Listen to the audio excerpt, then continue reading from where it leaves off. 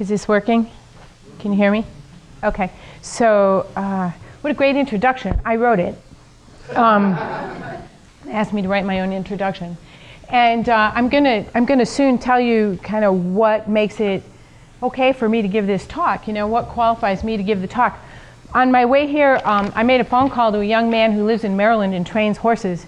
But he used to be in my alternative high school, living with two crack addicted parents, and basically living on the streets.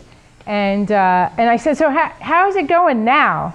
And he said, and he said I could tell you anything I wanted about his story, but I'm not going to tell you everything about his story, but a little bit. So he said, I'm making, $39,000 a year. I have full benefits. I have a 401k. They're sending me to school. And I have no record with the law. I'm in good stead. I'm thinking of asking that teacher I'm in love with to marry me. Things are good. So I'm here to tell you there's hope, because this is a young man who took me on a tour of Michigan Avenue, which was his home. He moved from motel to motel with his parents. There were times when he was in a mentoring program that I was in charge of. There were times when there was one time in particular where we went to take him home and nobody lived there anymore. And he said, don't worry about it. Drop me off at Michael's. My parents always turn up. So I just share that as a bit of hope, because he really, as a very young man, a teen, lived a really dreadful, challenging life. And he has found his way out, and in part with a lot of help. I asked him what it was that most impacted him, and he said, be sure you tell these people that if they work with children of alcoholics, it takes us a year or so to trust anybody. You should have a lot of patience. We need patience. We're impulsive. And you should allow for mistakes, because we make mistakes and we feel bad about them and we kind of want to run when we make them. So if you allow for some mistakes, we'll know that you just see us as human. And don't ever give up on us, because you never gave up on me, and that's why I'm here today. Now, I don't tell you that story to toot my own horn, because there were a lot of other people who intervened on this young man's life. But this is a long, long process of recovery for anyone whose lives are touched by chemical dependency. So I'm going to do a little bit of qualifying. First, I want to thank Matt and Jim Ballmer and Jess for all the support of this series and for asking me to speak tonight. I walk in some pretty big shoes. Jim reminded me that Ron Harrison had at times given this talk, and he and Jim and I were colleagues and did a lot of work together back in the 80s, and we all miss him a lot, but I sort of feel like he's here today. That would be the kind of thing he would do, so he's probably here. So I've done a lot of things. My area of specialty in education is to work with at-risk kids. I've done it in many ways, mostly programs where kids fall out of the system or fall in the cracks. 15, 16 years in alternative high school in Wayne Westland. I ran a treatment center for adolescents at a time when there were no day treatment centers for adolescents, so I got lots and lots of education in order to be able to do that. There weren't a lot of models to follow. And I'm currently a project director out at Eastern, and so I'm still working with youth, but mostly I'm working with the people working with youth to try and pass along these skills of working with at-risk kids. I want to send a special shout out to Claudia Black. Has anyone ever heard of the book It Will Never Happen to Me? So I had the good fortune of spending some time with her in the last couple of years, and she taught me a lot of the really important stuff that I used in my practice with these kids back in the 80s. She was really seminal. Her work is very seminal in the field. There are other ways I qualify. Like, I have two boys. They're adults now. I have parents. I have a husband. I have a big family, extended, and they all give me pause, and they all teach me, and the trials and tribulations and challenges in my own life have led me to my professional world and the practice that I'm in. So this is the other thing that qualifies me. Katie was in school with Tim. She graduated last year or the year before at age 32. It took that long. She was one of my students. She too grew up in a family with alcoholism. She too has found her way out over a long period of time. My talk tonight is about chemical dependency in the family. I'm going to give you an overview of chemical dependency. You got to know about that. disease. I'm going to also define family. That won't be news to you. And then I'm going to spend some time on what the effects are of chemical dependency on the family and what can be done about it. Like what do you do about it? So I'm going to intermingle alcoholism, drug addiction, chemical dependency. In other words, if you're addicted to a substance, that is what we're talking about. You and your family and the people you affect, okay? So I don't really, I'm not gonna, you may hear me use those descriptors interchangeably, but all are addicted. So there's some pretty long, this is from the National Institute on Drug Abuse, and this, I'm gonna read it just so you can hear how heady this can become. Addiction is a primary chronic disease of brain reward, motivation, memory, and related circuitry. Dysfunction in these circuits leads to characteristics, biological, psychological, social, and spiritual manifestations. This is reflected in an individual pathologically pursuing reward and/or relief by substance use and other behaviors. It's characterized by inability to consistently abstain, impairment in behavioral control and craving, and it goes on and on. I'm not going to read it. You can read it. You have a copy. But, you know, people have spent a lot of time with science trying to come up with a definition that's really clear for people. But the real thing that is important for me to remember is that it's a disease. And how do I know it's a disease? Well, there are biological effects. Here they are. You know, people build up tolerance. You know, when the kids said to me at school, like, I drank a fifth last night and it hardly bothered me. That's not a good sign. That's tolerance. That's really, I mean, they felt pretty good about it because they didn't think they were going to get in trouble, right? Because they could kind of hide it, but it's not a good sign. People withdraw if they don't have the chemicals, and they crave drugs, right? Okay, so this is what makes it a disease. It has defined signs and symptoms. It's chronic, like diabetes and many other diseases. It's progressive. You get sicker if you don't get treatment. And it's fatal if it's not treated. People die from this, and a lot of people die from this. So the signs and symptoms are the ones that you're pretty familiar with. Getting drunk or stoned a lot. You know, once somebody starts, they just keep going until maybe they pass out. So they have good ideas about how much they're going to use, but those usually fall by the wayside. People have blackouts. You know, if your friend says to you, God, I don't even remember last night, that's not a good sign either. You know, tolerance and blackouts are pretty good indicators of whether or not it's a real problem and there's disease process in order. There's behavior changes when the person's using. They might be more fun, they might be a lot less fun, they might be violent, they may get withdrawn, but they're different when they're using. And things start to happen. They miss work. Go figure, right? They fall over and can't get up. Things happen. There are legal ramifications. People get busted. People get in trouble. They get DUIs. Their use increases because tolerance builds up, so they use more. And they can't stop. You know, they can't cut down. Like, they make pacts with each other, like, I'm going to just drink on the weekend and I'm going to do this. But inevitably, the alcoholic, the drug addict, just keeps going until they can't use anymore. They spend a lot of time planning for using. Lots and lots of time planning for using and obtaining their substances. And this is the clincher. Something really negative happens. They get a DUI, they get busted, they get suspended for 10 days. I'm never going to use again. This is too bad. I'm not going to get in trouble anymore. And then, you know, a week later, they're back at it. So they continue to use in spite of some very negative consequences. All right, so what makes it chronic? How many of you here are studying to work in therapeutic environment of some sort? Social work, psychology, whatever, school. You're here for school. How many of you are here because you know somebody who may have a problem or does have a problem and you want to learn more? Okay, and is anybody here because they're already in the treatment field and they just want to kick it up a notch? Okay, and I might have missed some. Is anybody here because they have to be? Hi guys. See, there's always, at these talks, there's always somebody who has to be here. So, it's chronic, and the symptoms come back and they get worse. It interrupts the developmental cycle. This is great. So I had this kid who went off to treatment. This was in the 80s when there was a lot of treatment for adolescents. And this kid went off to a treatment program in Ohio. And when he came back, and he'd been sober for a year, they kept him a long time, which was great because he needed a long time.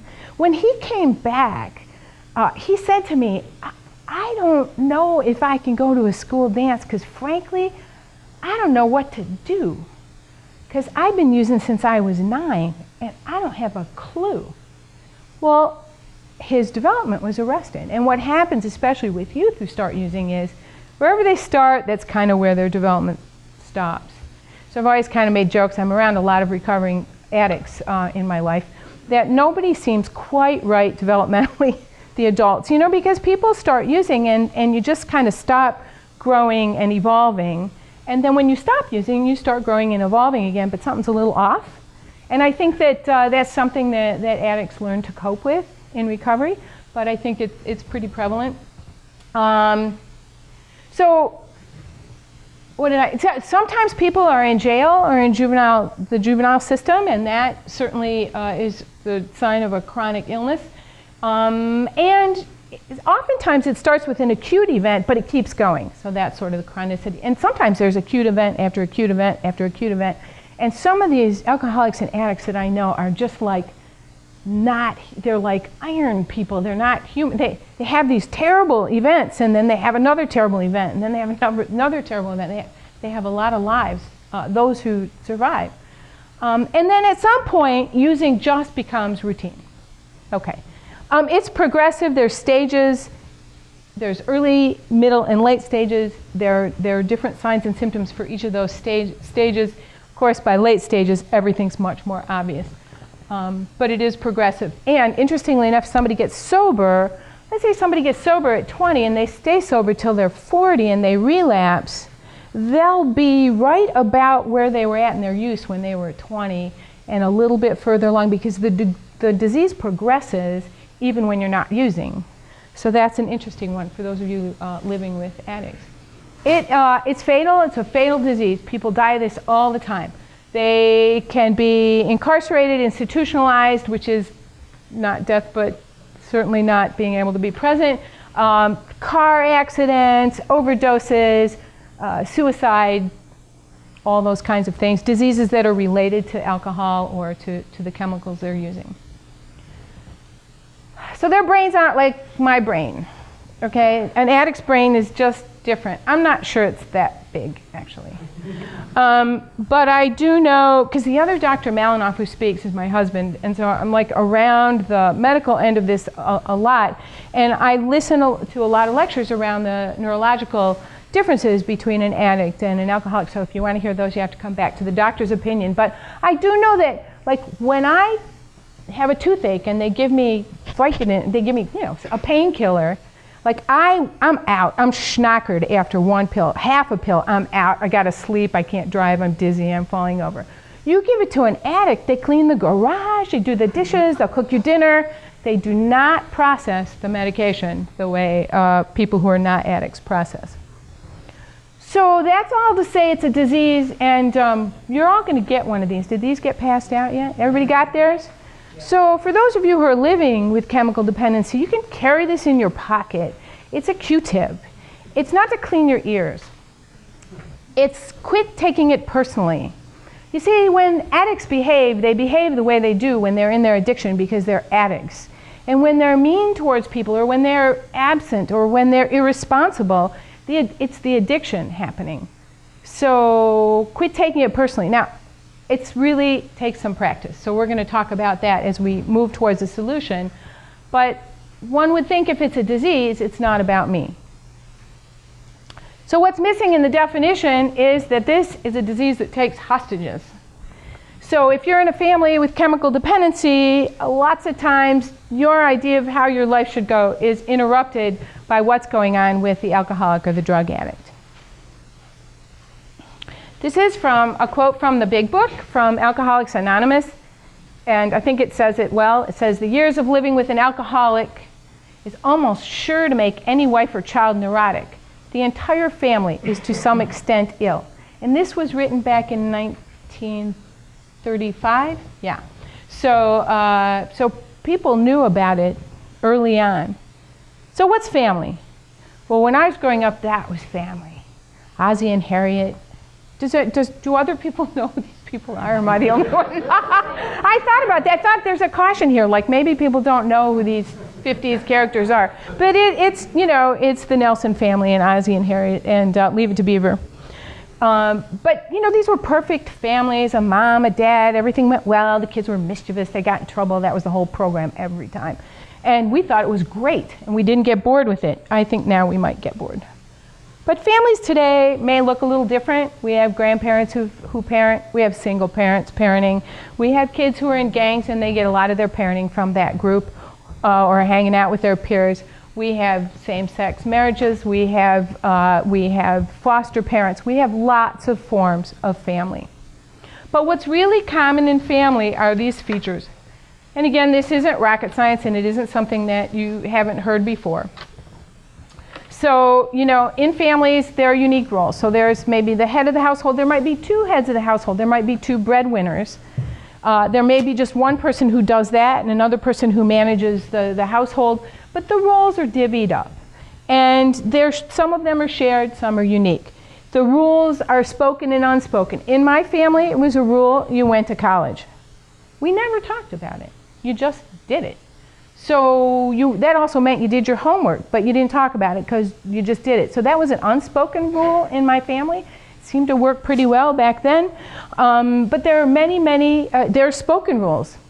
When you get up in the morning, you brush your teeth. When you get up in the morning, you make your bed. If you're the first one home, you're the one who pulls the meal out of the refrigerator so get room to, whatever the rules are. The family has a set of rules. There's a set of values and beliefs. There's shared history. We went on family trips. It was like this, lots of laughing, can be generational. And families are systems, right? That's what these roles and all these values and history is about. It's a system, everybody working together, everybody has a part in it. There are places where they intersect. And that's fine in a normal family until something changes. And in alcoholism, my trick didn't work. Okay. The bottom ball just fell off. Okay. So what happens is something happens. Somebody's getting in trouble with it. There begins to be these ripple effects. People aren't getting along. Who's going to do this? The kid now has to, no more after school program. You come home, you're going to take care of the little kids. You can't count on mom. She's up in the bedroom. She's schnockered. And so there begin to be these ripple effects. The roles shift. The responsibilities change. We used to have 12-year-olds. And to this day, if you go into the schools, and that's the area I know best is the youth, a 7-year-old going home and taking care of a 3- and 4-year-old, not uncommon in an alcoholic family, in a chemically dependent family. Rules are broken because the consequences are blurred. The values, the beliefs are upended, the history gets blurred, and denial sets in, and denial is really powerful. So the changes are that people begin to feel differently. They communicate differently. Excuse me a sec. They may relate to each other differently, like there may be more caretaking for some people and less caretaking for other people. There may be more clustering and getting along for 2 or 3 family members in isolation of another family member, but things start to shift and change, and how people deal with what's going on and the conflicts begins to change and get pretty fuzzy. How they meet each other's needs, or if they meet each other's needs. Certainly there's in couples where there's chemical dependency, there's a lot of sexual dysfunction. The members assume roles and meet the demands of the roles, like those little kids who go home and take care of their younger siblings.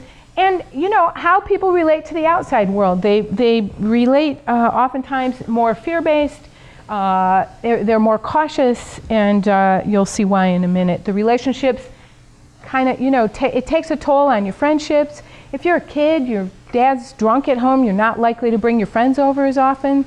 it takes its toll. So here's another quote from the Big Book. The alcoholic is like a tornado roaring his way through the lives of others. Hearts are broken. Sweet relationships are dead. Affections have been uprooted. Selfish and inconsiderate habits have kept the home in turmoil. So see, I could have avoided all those other slides and just put that up there. This is not new. And you've all heard of the analogy of the elephant in the living room. So this is what the denial's like. So people are starting to get a sense that they know that there's something going on, but everybody's pretending like life is life as it should be until something happens. So these are the kinds of things that happen. Anybody have other things that can happen, consequences? This shows a car accident, drunk driving, losing a job, ending up in the ER. Other thoughts, crises? What's that? Death? Is that what you said? Death? Yeah, death is pretty final. That's a consequence. We've seen a lot of it in the community. Divorce or losing your children. Divorce, losing your children, your kids coming home from school, and getting kicked out or expelled for misbehavior. So there's a lot of disappointment, just a lot of disappointment, right? So people who are addicts, what I hear in those talks is they want to do things right, but they just don't. And sometimes they find themselves and they go, I did it again. How come I did that? But then they go drink and drug, and then they repeat those patterns of not being able to be trusted, not showing up, breaking promises, lots of unfulfilled expectations, and the members of the family are always having their hopes dashed. Like the kid who goes to a program after school and the dad says they're going to pick him up, but the kid's told don't walk home in the dark, and they're waiting. This is a true story. Waiting. And the dad doesn't come at 6 o'clock, and then the dad doesn't come at 6:15, and then the dad doesn't come at 6:30, and then at 6:45 still not there. The mom's working that night. The kid, bolts home crying, and another dashed expectation. It was a simple one that the dad, and you know what? The dad was asleep on the couch and completely forgot. There was no malice, just again, passed out. So the alcoholic family has a lot of characteristics. So before I go on though, any questions just about laying the foundation that what we're dealing with here is a person who's got a disease that's fatal if not treated.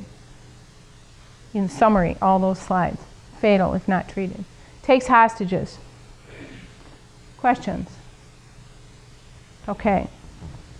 Either I'm really good or not. One of those.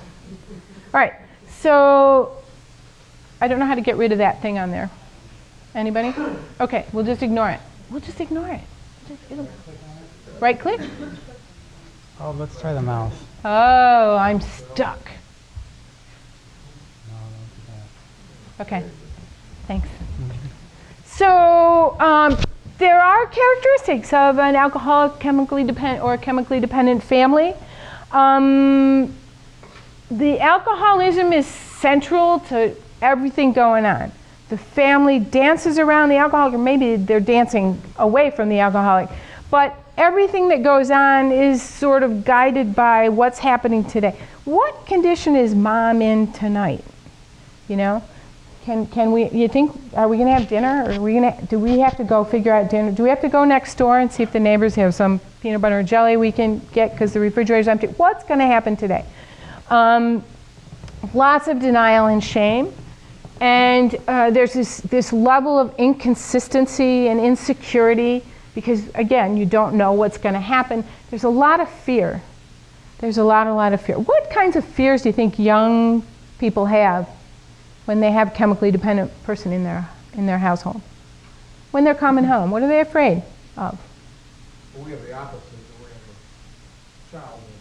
Okay, what are you afraid of? He's going to die or overdose. Okay, so you're afraid you're going to find him laid out on the floor, right? Take him out, so, who knows where he's laying, staying. So you're doing the tough love thing, right? What's that? Getting smacked around. Yep, there's a lot of that kind of abuse when the person's intoxicated. Again, sort of like, well, we'll talk about it in a minute, but kids are worried about getting hit, that's for sure. Yelled at. Fear of being abandoned, left alone, like they're going to go home and the person's not going to be there at all, right? Okay. So, and there's a lot of emotions swelling up, a lot of anger and hatred, a lot of guilt and blame, a lot of shame, and resentment. Resentment's a big one. Yeah, in the back.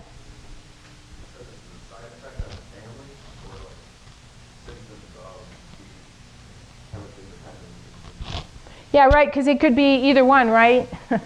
Well, so that's the interesting piece, that a lot of the things that the chemically dependent person suffers from, like living in fear, like us codependents live in fear too, right? We're afraid of all kinds of things that could happen.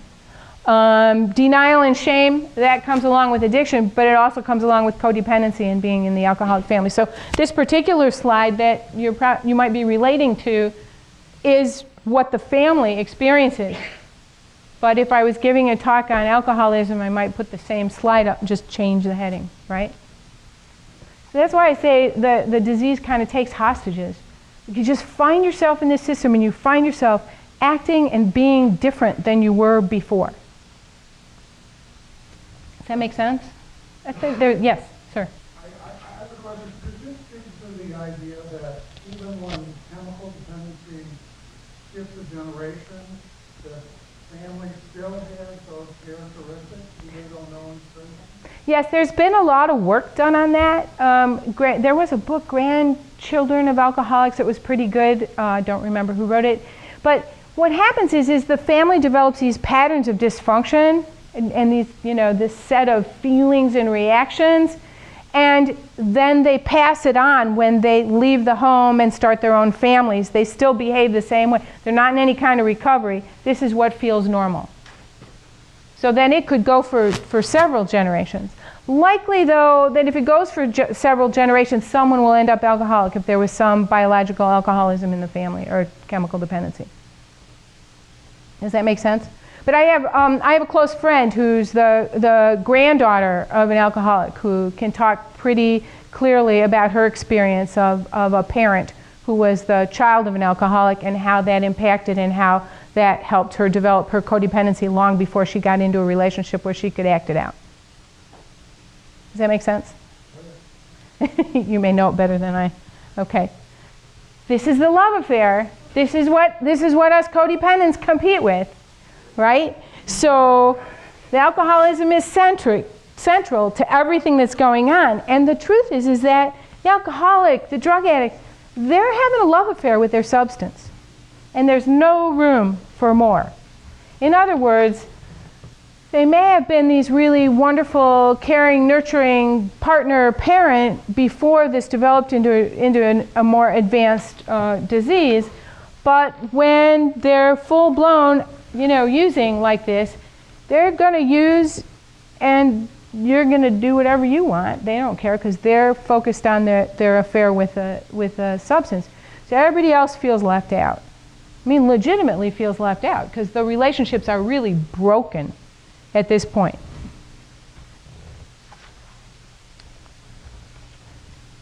And everybody dances around the alcoholic, but nobody talks about the red gummy bear in the middle, right? So here's another quote from the Big Book. I love the Big Book of Alcoholics Anonymous. If you're interested in learning about this disease, read that book. It is brilliant. People knew a lot about this disease before the scientists really delved into, fancy terms. But what they say in that book is still true today. So it brings misunderstanding, fierce resentments, financial insecurity, disgusted friends and employers, warped lives of blameless children, sad wives and parents. Anyone can increase the list.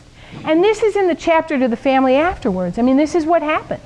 This is what happens when you have active addiction in your midst. And denial is unbelievable. So I'm going to tell one denial story that I know. And I'm telling you, I've known some addicts that would spend an awful lot of time spent convincing you that's an apple. I mean, a lot of time, right?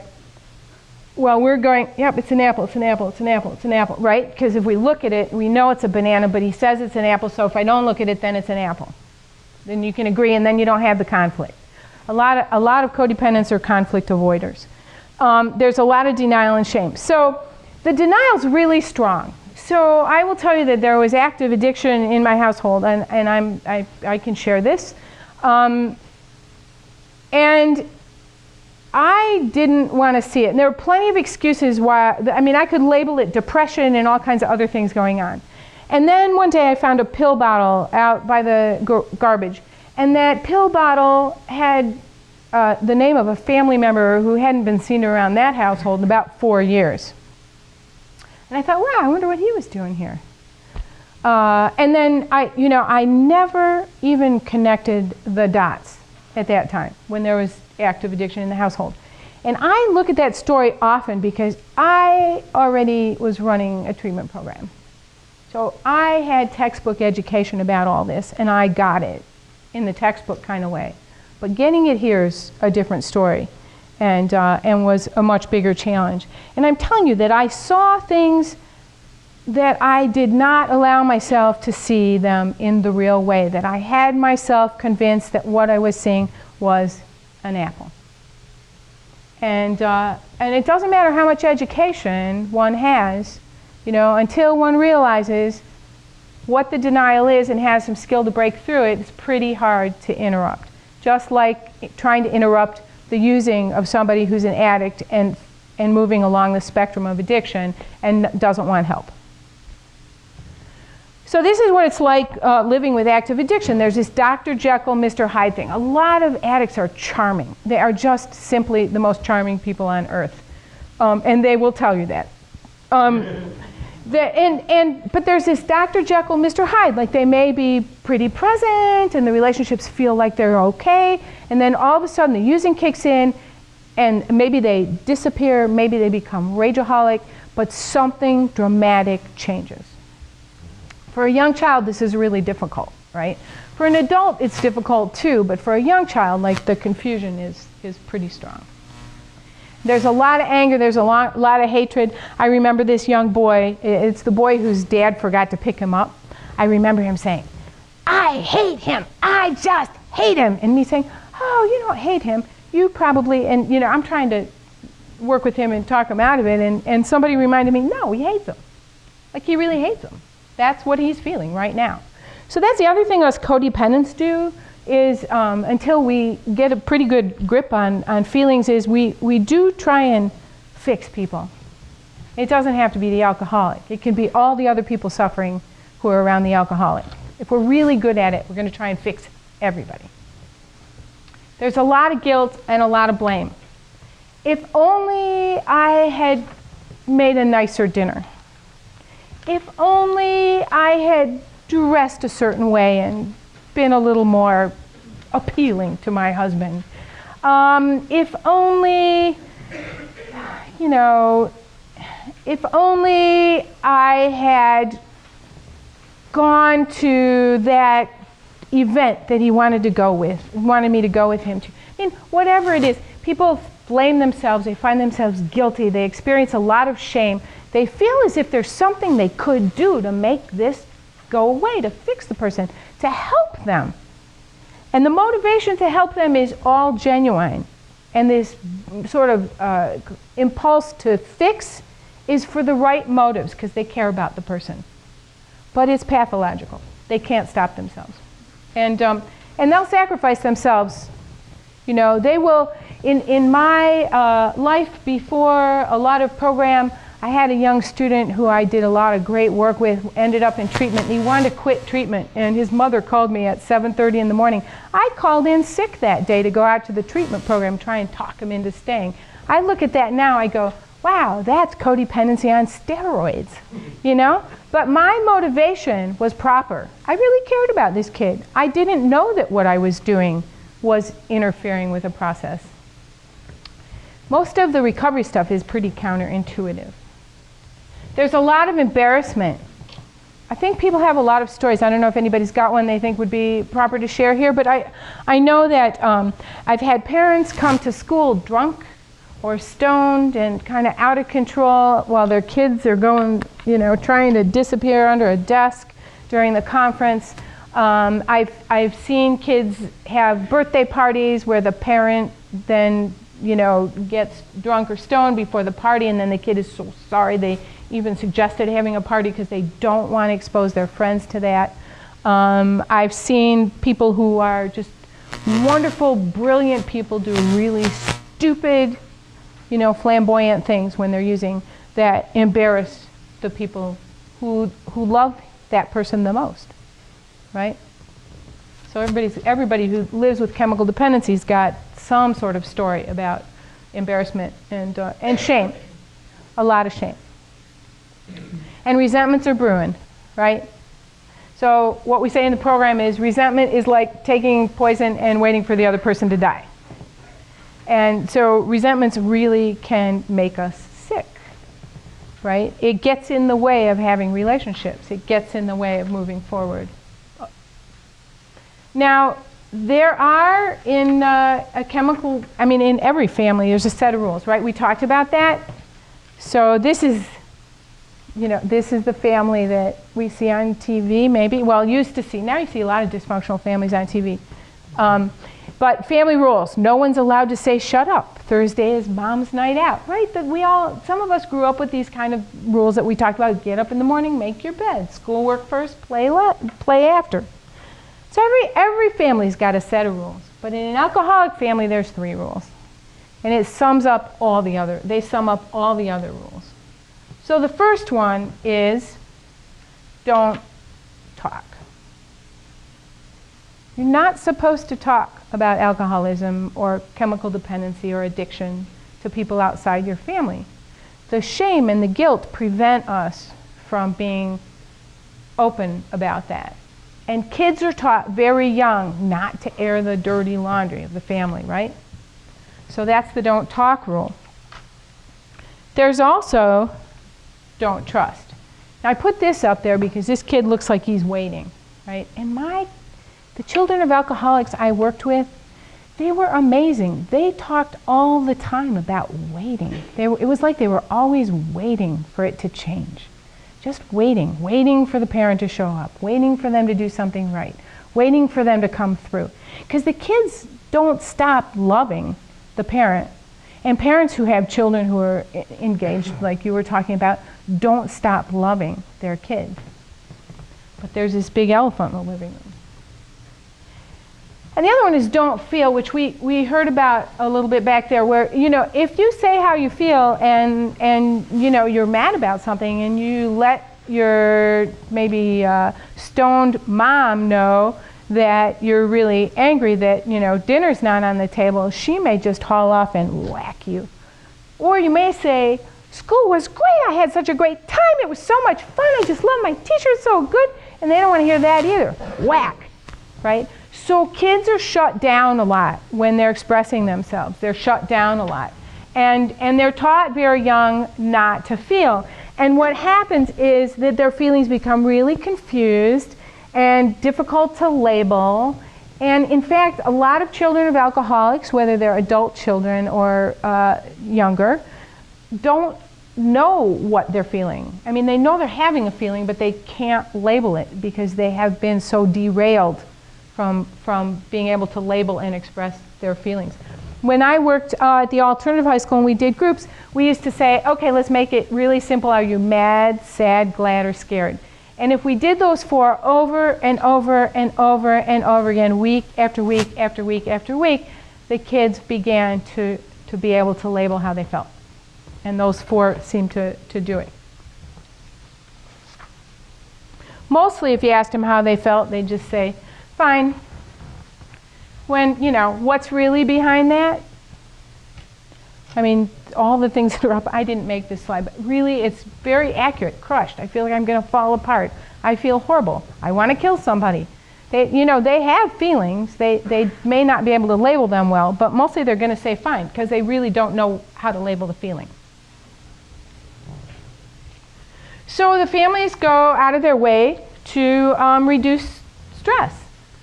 Sometimes they'll ignore problems, conflict, pain. Sometimes they'll just pretend like it's not there. That's that denial. They use all kinds of defense mechanisms. So the chemically dependent person uses defense mechanisms too. And we talked about denial. There's also minimization. Oh, it's not that bad.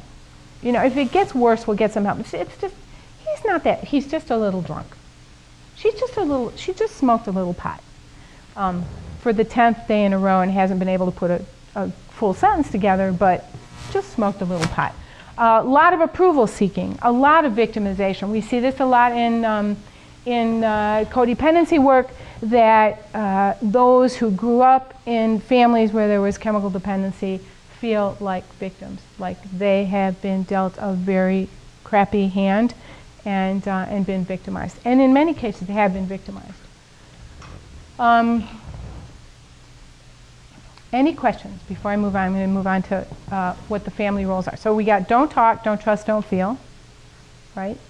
And then you can build any rules underneath any one of those, and you'll pretty much cover what's going on in the family. So what's very interesting, and this is Claudia Black's work, is that she was able to, along with Virginia Satir, who preceded her actually, develop some ways to label the roles that people play in dysfunctional families. When I first went to some training it was actually with Claudia Black, and she was going through these roles, my first thought was of a student I had who had a schizophrenic mom. And I worked in special ed. I had kids who were labeled emotionally impaired mostly, a few learning disabled kids. But this mom wasn't chemically dependent, but she really was not functioning well, and she didn't get a lot of care.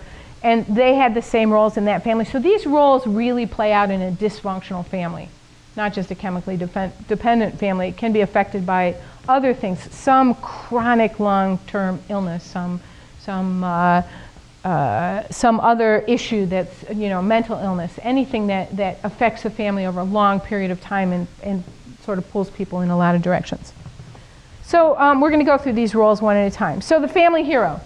So in high school, what this looks like is it's often the principal, sometimes it's the principal, or other administrators. It could be the student council president. It could be the valedictorian. But the kids who are heroes are great. They are the big smokescreen for the family because they are doing it right. They look great. They're getting all A's. They're, perfect. And they do get this perfectionist streak that as an adult, they end up having to work on because nothing is good enough. But that's what the hero looks like. And, high achiever excels, as I said. They have a lot of anxiety. They feel they're functioning really high, but they feel inadequate and like they're not worthy. And they, as adults, they have this sort of unrealistic need to control. Really major need to control everything, whether it's their eating, their other people, anything in their environment. Big need to control. They need a lot of approval. They're approval junkies. And they are overly responsible. They will go out of their way, sacrifice themselves to be responsible. No matter how overwhelming it is, no matter how anxiety-provoking it is. And they offer the family a sense of being okay. I mean, the family looks okay. Then there's the scapegoat. My classroom, because I had this special ed classroom of kids who were labeled emotionally impaired, I remember in middle school, that's when I got my early training in substance abuse in the schools. I remember going, man, that's my whole class. That's what all these kids. And you know what? With the exception of the one kid who had the mentally ill mom, they all had alcoholic or chemically dependent parents. Every last one of them. So I used to call my classroom PI, which was parent impaired. Not to blame, but I mean you could see how the kids got so squirrely and pushy and acting out. So they become a scapegoat and they act out. They're the kid who gets in trouble in school. They're the adult who does illegal things to get attention. And you know, they test limits, they break rules, they're aggressive and sometimes, you know, really in your face. They're angry, they're confused. They blame themselves a lot for the family problems, but then they go, well, who cares? My family's like this, so I'm just going to do what I want. I'm just going to act out.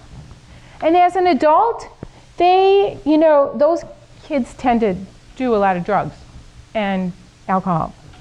And so as they might be a substance abuser as an adult, and they generally, if this goes without some intervention, and that kid I told you about, Tim, the one I told the story of at the beginning, he was one of these in his family, but he turned it around. So it can be intervened on. All of this can be intervened on. And this offers the family a sense of purpose, you know, and it gives them someone else to blame. That's thus the scapegoat, right? So it's not the alcoholic, it's not the addict, it's the kid's fault. If that kid weren't trouble in school all the time, I wouldn't drink so much. You know? And then the one that really is, particularly in the schools, for any of you who are thinking about working in the schools or work in the schools, this one's a tough one. Because the lost child is the kid who just kind of disappears and doesn't cause any trouble, just gets real quiet and inward, and they're hard to pick out, and they just get by. In school they might get C's, you know, maybe a D here and there, but just do what they need to do to get by and stay off the radar. They're lonely, they're isolated.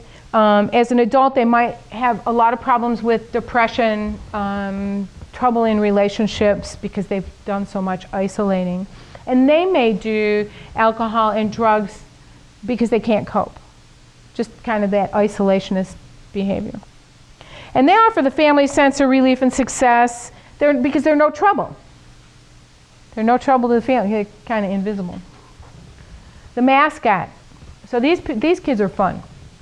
In school, mascots are great. I love them. They were my favorite. They got in trouble all the time. They would come in with snakes into the classroom. They'd do fart noises under their arms to see if they could get my attention. They were fun. And so they were class clowns. They'd do anything to seek attention. They had quite a bit of anxiety themselves and had a lot of problems in school, sometimes at work. Some of these folks become comedians. So a lot of comedians are children of alcoholics. It's true. Because they develop a great sense of humor as a defense mechanism. So they put their alcoholic family, you know, baggage to work for themselves and can be pretty successful. So there's a lot of clowning around. They're usually the life of the party. They might have some you know, sexual issues acting out. Yeah. Yes. Yeah, people can play multiple roles. They might look one way in school and a different way at home. Like I've seen kids who were mascots at school, I mean just class clowns at school, but they'd go home and take care of the younger children. They were the oldest kid in the pecking order. So yeah, people flip-flop between the roles. They're somewhat dynamic. And there are times when it's static in some families, but they can be dynamic. And it offers the family a sense of relief. Because the mascots get really good at breaking the tension in the household. Really, really good at it. You know, things will be awful and they'll say just the right thing, everybody laughs, ha, and they move on. And it's like nothing ever happened before they made the joke. So then there's the chief enabler. That's a role I have played in the lives of students and family members. And what I did was I just protected everybody, you know. I did whatever I could to have things look as normal as it could look. And in my life I tried to protect other family members so they wouldn't suffer as much, so they couldn't feel it, so they wouldn't know. Just going through all kinds of shenanigans to get things to feel normal for others. Of course, guess what? It doesn't feel normal. It doesn't feel normal. And enabling the alcoholic, like calling work and saying she's sick and she's not coming in today, you know, covering for them, or doing anything to make it so that they don't get in trouble for their using just prolongs the illness. It prolongs them getting in trouble. And so they will continue to use and get worse without the consequences. The consequences get prolonged. The longer they're prolonged, the more likely it is that it can end horribly. So getting out of the way is what I had to learn to do. Lots of anger, lots of guilt, lots of confusion, like, what am I doing in this place? Yeah.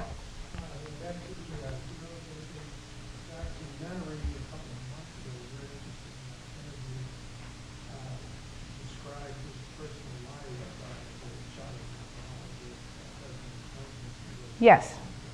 President Clinton, he's very aware of it, and he's very forthright with his story, which is really cool.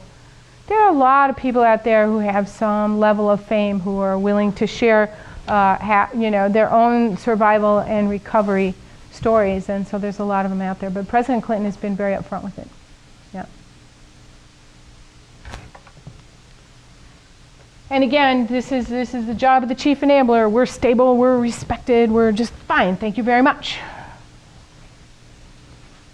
So what it all boils down to is 1 in 4 kids are in a home where there's alcoholism or chemical dependency. 1 in 4. I feel like I have to say this out loud. This is not on the radar at schools like it used to be. And it's such a problem. Because even in the 80s, 1 in 4, and now 1 in 4, it might be, the data might be a little different, but these numbers don't change too much. So 1 in 4 kids is living in that and with those roles. And it's really important for us to pay attention to that. Because children in chemically dependent homes are 3 times more likely to be verbally, physically, and sexually abused. They're 4 times more likely to be neglected and 4 times more likely to develop their own chemical dependency problems, because this does get passed on. This does. And there's a lot of discussion about whether or not it's genetic, but it does seem to get passed on in families. Kids have a lot of emotional problems. Like I said, I had a whole classroom full of emotionally impaired middle school kids who were all children of alcoholics. They do get physical health problems from either neglect. They don't get their...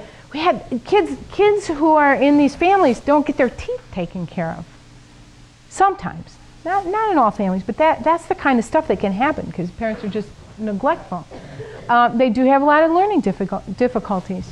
There's a lot more information about that now, that when kids are in situations very young that are traumatic, that their brain chemistry is different, and that some of these learning problems come out of that triggered brain chemistry that's persistent over time, and so learning is not as easy. Here's the other thing that happens. They go into helping professions, right? Because they're fixers. And I put that up there because some of you are here because you're going into helping professions. And I'm in a helping profession, and other people who are here and know this are in helping professions. We do that. We want to take care of people. That's our goal in life. That's our mission. And you know what? That's a good thing for us to be doing because we know how. But if we don't take care of our own stuff, then our work will not look so tidy and good. Here's the other thing that happens with kids who grow up in alcoholic families. They go to a dance or a wedding of a friend, and they look across the room, and they find the alcoholic to dance with. And then they marry them. And that's true. Like kids who grow up in homes where there's chemical dependency are more likely to marry somebody who's chemically dependent. Why do you think that would be? It's familiar. Feels pretty normal. It's fun for a while. So is there hope? Sure. I told you the story at the front end, right?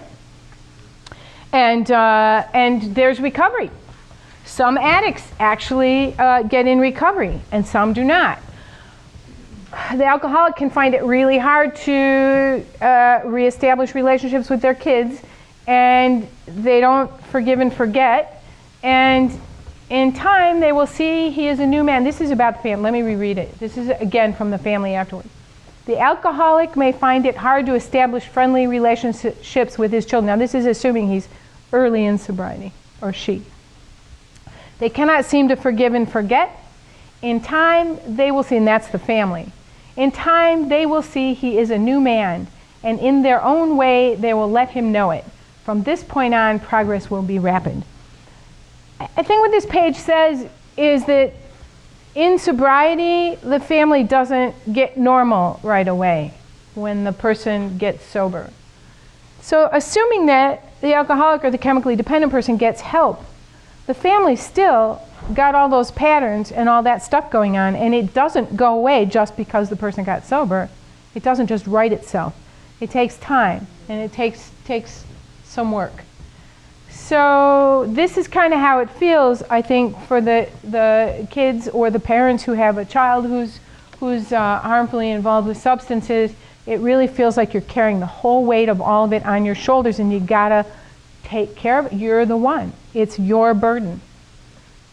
But in recovery, it's different. It's a whole bunch of people working together to find a better life. So in Al-Anon, and we'll talk about other interventions, but this is from the Al-Anon literature. We who live or have lived with the problem of alcoholism understand as perhaps few others can. We too were lonely and frustrated, but in Al-Anon we discover that no situation is really hopeless, and that it is possible to find contentment, even happiness, whether the alcoholic is still drinking or not. And I will tell you that there are plenty of people who sit in those rooms who have people in their families who are sober. And there are also people who are in those rooms who are living pretty decent lives and who have some serenity in their lives, whose family member did not get sober. So the problem is that we, as the people who are not the addict, can't really make them get well, no matter how hard we try. The battle against alcoholism, this is from How Al-Anon Works again, the battle against alcoholism has become the basis for many of our relationships. Putting an end to this battle requires completely redefining what we believe about ourselves, others, and our relationships. Like I said, it's pretty hard to look at yourself and say, oh my God, I did all this enabling behavior. What was I thinking? It's pretty hard to do those self-assessments. It's pretty hard to take the layer off your eyes and be able to see a little more clearly, and then peel another layer and see a little more clearly. But that's a process. It's a slow process. So, back to this family system, right? It's all interrelated. And in recovery, it's also interrelated. So if a family member chooses to go to a therapist, to a clergy, whatever, but they get some help with their codependency, with how they're being around this alcoholic in sobriety or not in sobriety, they will have an impact on the family dynamics by just getting themselves better. It's a systemic disease. It needs a systemic solution. You can't always get everybody in the system to be part of it, but it starts with one person. But it needs to then branch out to others. Chemically dependent families have choices. They can break those unhealthy habits, those unhealthy norms, those unhealthy behaviors. And it doesn't matter why the roles were developed, they can be changed. They don't have to be a scapegoat. You don't have to be the hero and be perfect anymore. That's a hard one to undo. It takes a lot of work. So we're back to quit taking it personally, because the bottom line for recovery for codependence is to understand that what you're dealing with is a disease. And that you didn't cause it, you can't control it, and you can't cure it. You can do all the things you want to do to try and get those things to happen.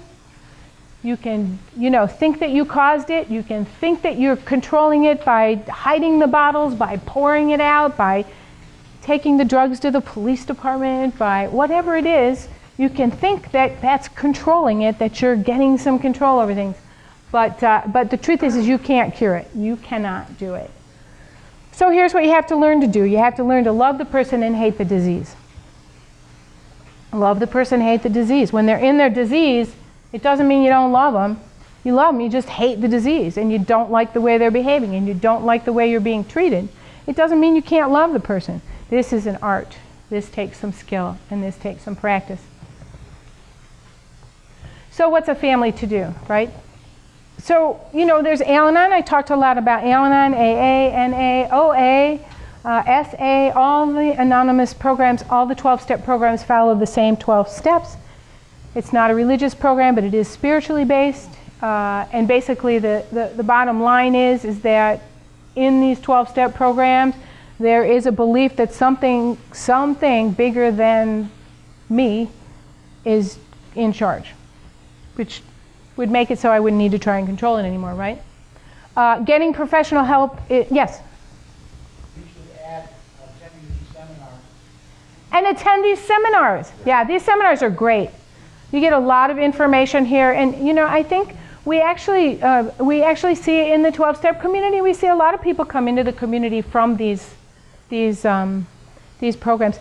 You know, people do get recovery outside of 12-step programs. I mean, I have seen people get some recovery with therapy in their churches. I've been out to San Francisco. There's a church, Glide Church. I see a lot of people in that church that have gotten all kinds of recovery in that church because of how it's structured. So you can get it in other ways, but I can only say what I have learned, which is 12-step recovery works for a lot of people. And you know, buck in the basket or no money if you don't have any. It's not therapy. It's not meant to be therapy. It's really about using this 12-step program to guide your behavior. Because in the end, you only have control over your actions and your attitudes, not much of anything else. The name of that church again? Glide. Glide, G-L-I-D-E. I bring it up because every time I go there, I'm just stunned at what I see. I'm just stunned. It's huge. Yeah, so it's worth a trip. If anybody goes to San Francisco, I'd be happy to share more after. So then the other thing you have to do is you have to confront denial. You have to accept responsibility for your behavior. You have to say out loud, you know, I'm likely to not see this. So like, when I first got into the program and was still working with these adolescents, I had a couple people who I would say, if you see something and I'm not talking about it and I should know about it, just tap me on the shoulders. And so, for example, a kid looks stoned, and I really like this kid, so I'm not seeing that he looks stoned, right? Because I really like the kid. I don't want to bust the kid, so I'm just going to kind of ignore it, right? People do that all the time. It's not good for the kid, you know. And over time, you know, if you love the kids, if you love your kids and they know you love them, and you say to them, your eyes are blurry, you're slurring your speech, you have all kinds of things going on that are just not normal, I'm going to send you home today. You can't be in school when you're like that. I don't know what you did before you got here, though, because I wasn't there.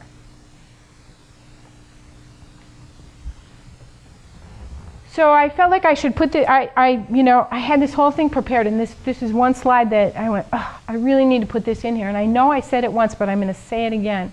You have to learn all you can about chemical dependency and codependency if you're going to be a helping professional. And if you have addiction in your family, not even this generation, maybe it was last generation, maybe it was a grandparent, please run to get some help working through that and what impact it's had on your life. Because it's really hard to do this work without being pretty self-searching about what's going on with yourself. Seek some recovery, because you can't be in a family with this and not be affected. You cannot. And it will affect your work. Your motives will be pure. But the choices you make with your behavior and how you work with people might be kind of twisted by your experience. You won't even know what's going on. So, I mean, really, run to somebody who can help you work through that. So this is from How Al-Anon Works again, and this is just my last slide, my last word, which is just because the alcoholic gets drunk, acts out, fails to meet an obligation, declares the sky is orange, which they do, or makes or breaks a promise, does not mean that those who care about him or her must do what we have always done before. We are not trapped. We have choices. And that's really what we learn in recovery, and that's really what families can learn in recovery, is that we have choices. They may not be easy choices, but we have choices. So there are some good references. The Claudia Black book, Melody Beatty's another person who writes a lot about for codependence. and about codependence. Broken Bottles, Broken Dreams, great book on family dynamics. And there's some websites there for you to pick. There's where the data's from, and now we can just chat. Questions?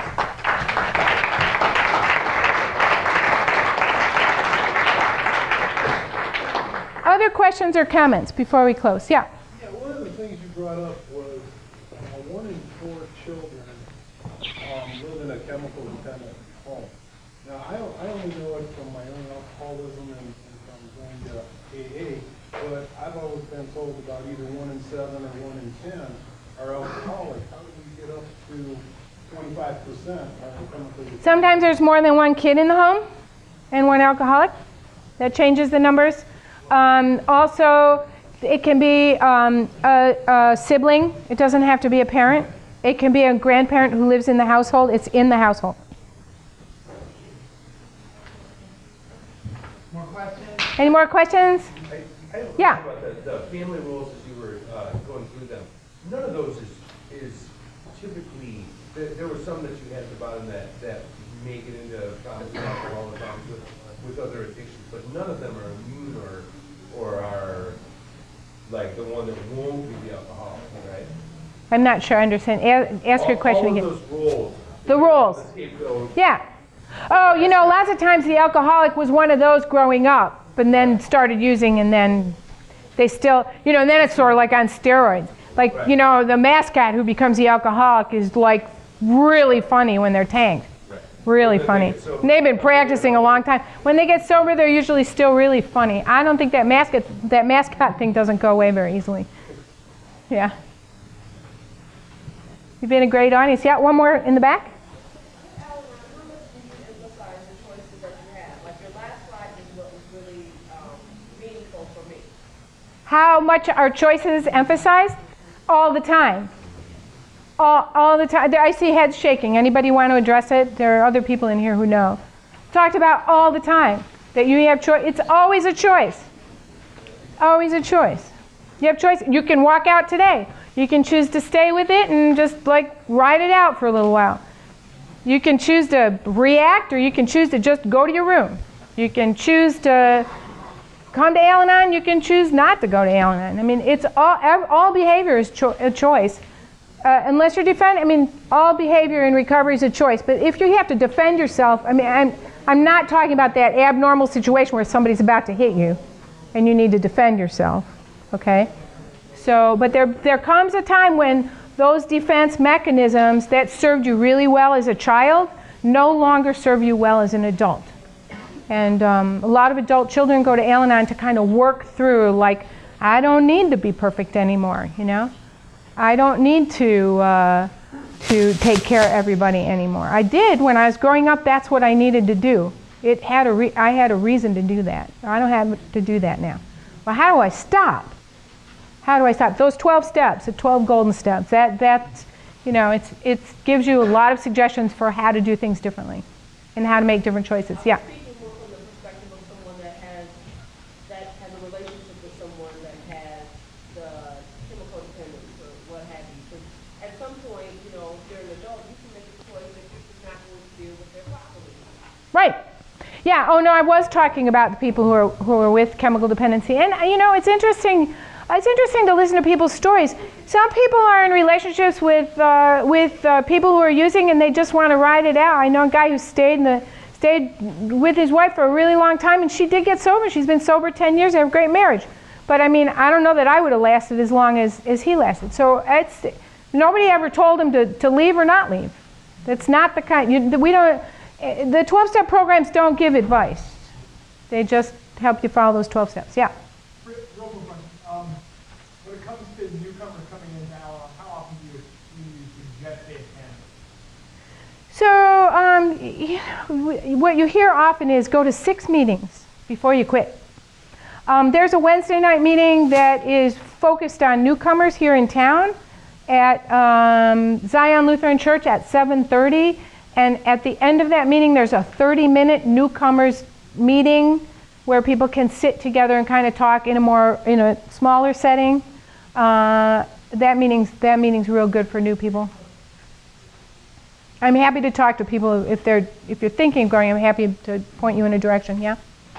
I've been a member of Adult Children of Alcoholics for almost 2 decades, and they also have meetings around. So you can go to adultchildren.org. You can look up and see where those pages are. They focus exclusively On adults.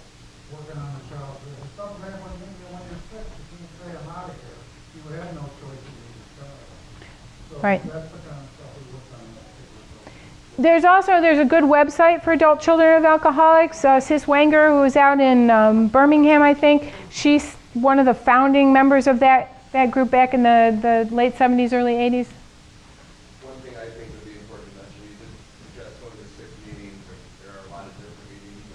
Maybe make those 6 different meetings and be open-minded that some meetings are much better. Yes, so thank you. That's a very important point. Different meetings have different formats. And so if you're going to try it and it's new, try some different meetings until you get one you like, or 2 or 3.